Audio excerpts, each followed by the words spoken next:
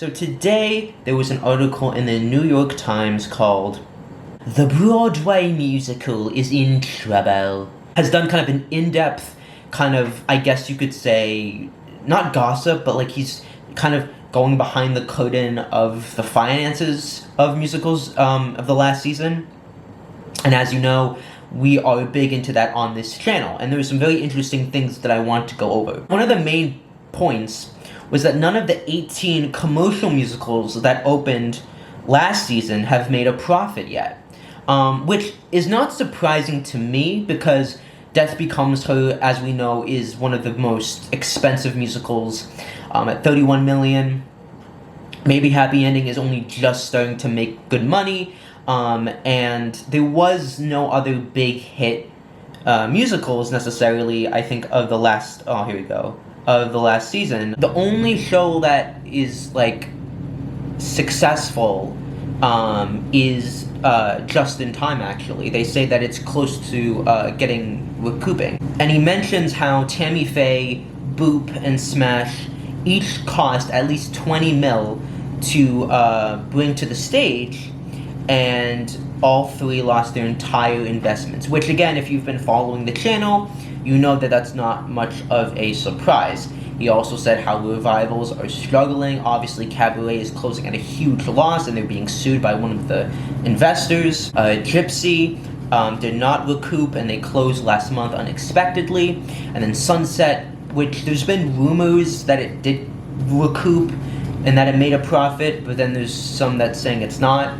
But now we know that Sunset did not make back the $15 million it cost to put it on. So I want to very clearly establish a couple things. And the first thing is that, you know, I think a lot of people, especially with the grosses, with the box office of Labor Day, what is going to happen to musicals? You know, are we in a 2008 style downpour? And I think we could be headed there, but I don't want to cause hysteria. I don't want to say the sky is falling, because as you know, after Labor Day, the box office went up, and a lot of them were just bad weeks, but very concerning. I think a big thing that people are trying to figure out, as the article says, is why are these musicals failing? You know, how is it that only like 3 shows have made profit and made back their investment since COVID?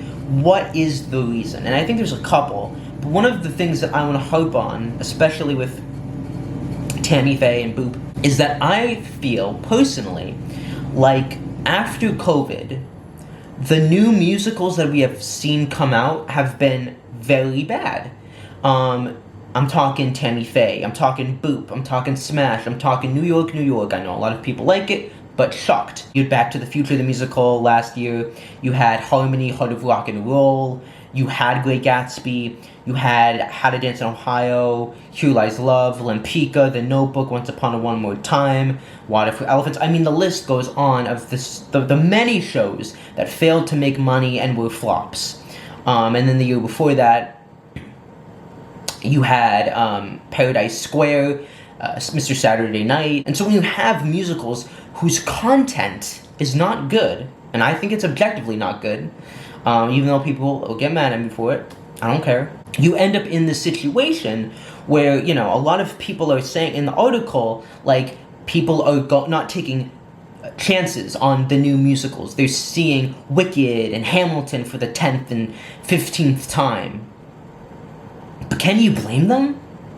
Can you blame the audience for wanting to pay $190 for tickets and knowing I'm going to get quality, I'm going to like it, and it's going to be worth paying the thousands of dollars for flights, for car trips, for restaurants, for hotels? I mean, going to New York City is like going to Disney. So I do think that the audiences have a higher standard of quality that they want to see, because the economy is not what it once was, ticket prices are not what they once were, and people are not willing to take chances. But I feel like musicals like Tammy Faye, Boop, and Smash, New York, New York, contribute and accelerate this culture of being unwilling to take chances on new musicals, even if, yes, they were based off of a movie or a book or history, like Here Lies Love, even though Here Lies Love is really good. And I think that, I mean, the main issue with all of these productions is the book, because I think Boop and Smash had the makings of a big, fat musical hit, but their books were so bad. I had people that, when I saw Boop, I had, like, you know, school students that were there, and they were making fun of the show. They weren't laughing at the show. They weren't laughing with the show. They were laughing at the show. We have to put blame on the creatives. We have to put blame on the producers who think they can just waltz in and say, we have spectacle, we have lights, come and see us. You know, I think that producers need to be more smarter. I think, like, I don't know who would have thought, yeah, let's put Boop and Smash, they're ready for Broadway. Like, no, they're not. They were not ready at all, as is evidenced by the fact that they're not here. People on the creative team have too many yes men. We're too soft in this business. This is not show friends, it's show business. We're about making money. That's the whole point of this whole business. Don't let anyone tell you otherwise. And we need to do what's best for a production. Who cares that I hurt your feelings? Who cares that you're crying because this meant something to you, okay? We need to make money, and if we're gonna invest $20 million in a production, we need to make it the top quality and the top level, and I don't think that mentality and that expectation is happening in these new musicals. If you're doing a show like Death Becomes You that's costing $30 million, you know, if your script, if your score, if your book is not the top level, none of the spectacle will matter. You only get away with it in certain situations. Typically it's if you're Disney, but your show should be able to be as good without the sets and the costumes and the props. And let me tell you, Boop, Smash, you know, New York, trying to think, Bad Cinderella, they were pretty bad already, but they would be like, you know, if they didn't have any sets or costumes. And as Death Becomes Her is proving, if you are able to make sure that the content is top-notch, you will get 1.3 mil at the box office, even though you won no Tonys. Or I think they won Best Costume. And Something Rotten, a show I love, did terrible at the box office, and I'm surprised I was able to go through like 2.5 years. But it's this common trend where the classic musical comedy of the producers, of the Spamalot's, of the Spelling Bees doesn't appeal to the modern audience. There's a new kind of musical comedy in the vein of Beetlejuice, in the vein of Death Becomes Her, that's more modern, that's more meta, that's more TikTok-y, I don't know. You know, there's a great article about why Tootsie was failing and Beetlejuice was succeeding. We've seen this with Tootsie, we've seen this with The Prom, we've seen this with Smash and Boop, and some of the shows were great. Like Tootsie had its moments, and The Prom was an actual good show. But this kind of, and again, listen to the albums and you'll kind of understand what I'm saying, but the kind of comedy, the kind of music, and, you know, big razzle-dazzle, old-fashioned 50s, 60s musical extravaganzas, it just doesn't appeal to the modern audience. I technically could be appeased by it, but I definitely do prefer the more modern, like, thing, and I don't know why necessarily. I do think it is because the music is just more my style, and the jokes are more, I don't know, like, they're more raunchy, they're more irreverent, and I think that that's what this kind of generation wants from comedy. You know, Some Like It Hot, very popular movie, but it didn't kind of, it's not here anymore. Like, I think 10 years ago, well, not 10, but 20 years ago, Some Like It Hot, potentially The Prom, would be doing better. Because again, I've said this, from 2000 to like 2005, you had the renaissance of comedy. You had Spamalot, you had Mamma Mia, you had Urinetown, you had the producers, Curtains. You had this influx of musical comedy. Those were the shows that were winning Best Musical, that were making $1 million, that was in the pop culture zeitgeist. When was the last time a musical comedy was in the pop culture zeitgeist, the way that The Producers was? The Book of Mormon. That was over 10 years ago. But once we got into 2015, there was the serious, more prestige musicals. I'm talking Fun Home, Hamilton, Dear Evan Hansen, The Band's Visit, Hadestown. The brand of the best musical changed. Suddenly people were wanting to be in those spaces and take those chances because, hey, I could be seeing the next Hamilton. And even if I'm not seeing the next Hamilton, this is so bold and innovative and attractive. And I love that we had gotten to that place in 2019. And then COVID screwed that up. Another interesting thing was that Something Rotten had a cast of 25 in 2015 and cost $14 million. Death Becomes Her, which has 20 people, cost $31.5 million, which means shows have to run longer to get back their money.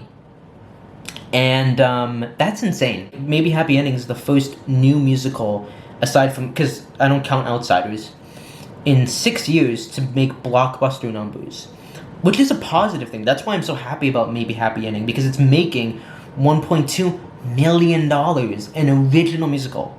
The last time that happened was 6 years ago. So there is a lot of hope for the new musical, I think.